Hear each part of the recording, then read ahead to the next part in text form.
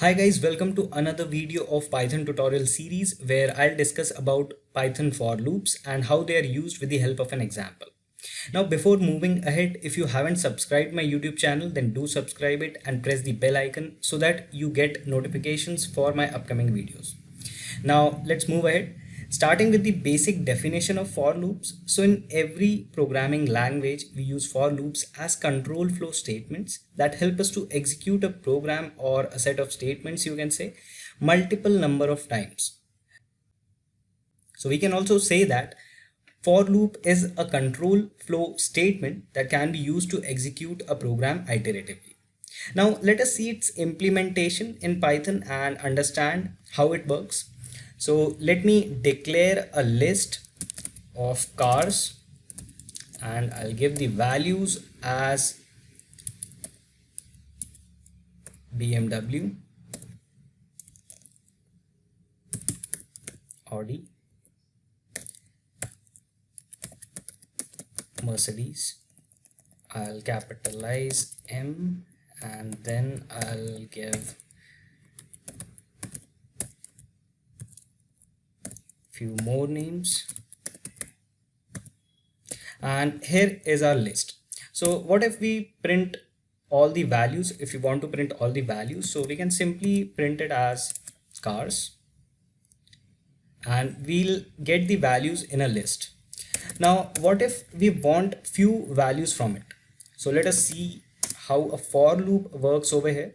So one of the major differences between the for loops used in Python and for loops used in other programming languages is that in other programming languages we use I++ or something as I minus minus to iterate a set of statements, but here everything is done using the for loop and we do not need to increment or decrement an iterator. So I'll have an iterator x over here. So for x in cars, I'll give colon and now I'll print cars. Now let me run this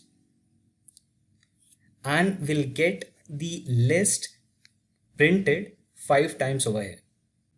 Now what actually x is doing over here? So x is an iterator over here that will execute the statement whatever we have to print. So in this case we have to print the list of cars for a multiple number of times. And what is that number? That is actually the number of values in the list. So in the print statement we have given cars, so it will print the entire list 5 times.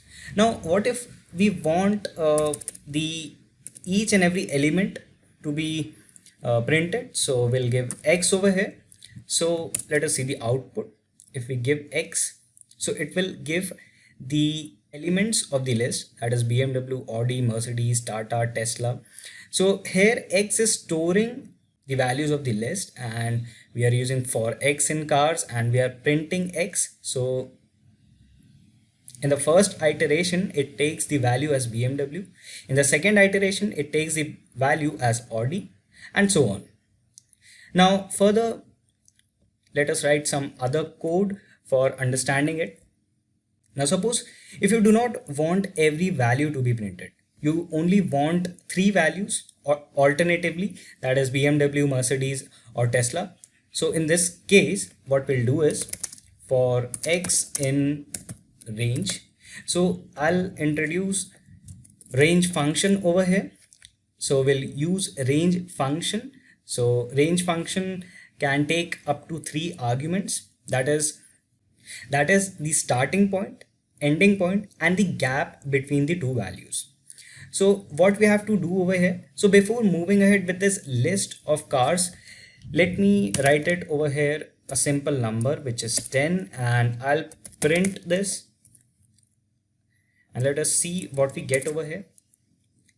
So we get the value as 0, 1, 2, 3, 4, 5, 6, 7, 8, 9 till 9, starting from 0 because 0 is the starting index and it goes till 9. So for simply printing a sequence of numbers, we can use this range function and I have given the argument as 10. But let me take another example, give some other values and parameters. So I'll give it as 25 comma 40. So let us see what we get now. So 25 is the starting point and 40 is the ending point. So starting with 25, 25, 26 till 39, that is the end point minus 1 are the values that are printed.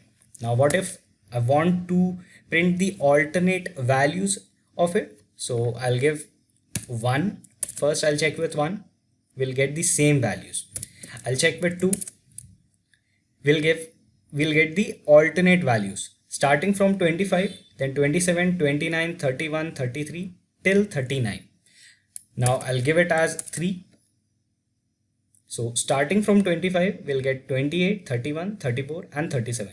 So this is how we can mention the start point, end point and the difference between the two values. Now in the same way, we can print the list that we have declared above, that is cars. So we'll use the same function, that is range. So for x in range, and I'll give the parameter as 5 over here because there are 5 values: BMW, Audi, Mercedes, Tata and Tesla. I'll give the colon over here.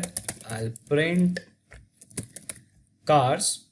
Now as we have to print the each of the elements of the list, I'll use the square brackets and give the iterator over here, and now let us print it and we'll get the elements of the list. Now let me change the arguments. I'll start with 0, so again it will give the same result. If I'll start with 1, it will start from Audi, that is it will leave this value, that is BMW. Starting from 1, it will give us the result as Audi, Mercedes, Tata and Tesla. And starting from 2, again it will give us 3 values, that is second, third and fourth one. And if I'll give it as 3 and so on. Now I'll start from 0, and what if I want to print alternate values of this list, that is BMW, Mercedes and Tesla. So I have to give the starting point, ending point, and I'll give 2 over here as the argument so that it picks up the gap. And starting from BMW, it prints Mercedes and Tesla, that is the alternate values from this list of cars. So this is how we can use for loop for printing the numbers as well as any type of list that we are declaring. Now further, in the for loops, we can also give if else condition if we want. So for this, let me change few things over here. I'll give 10 over here. I'll give 30 over here. And now I have to give an if condition. So if x is equal to 25,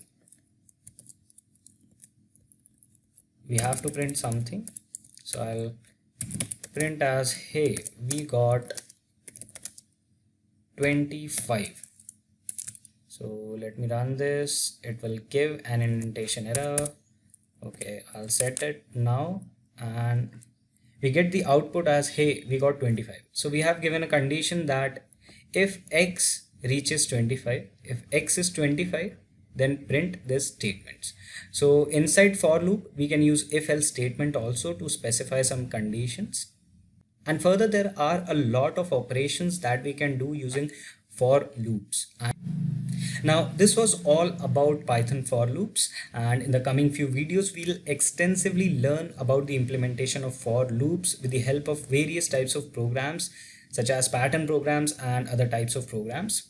Further, I have given a link of a wonderful blog in the description below that you can check out, where you can get more details and programs related to Python for loops. And finally, if you liked this video, do hit the like button and subscribe my YouTube channel. Thank you and see you in the next one.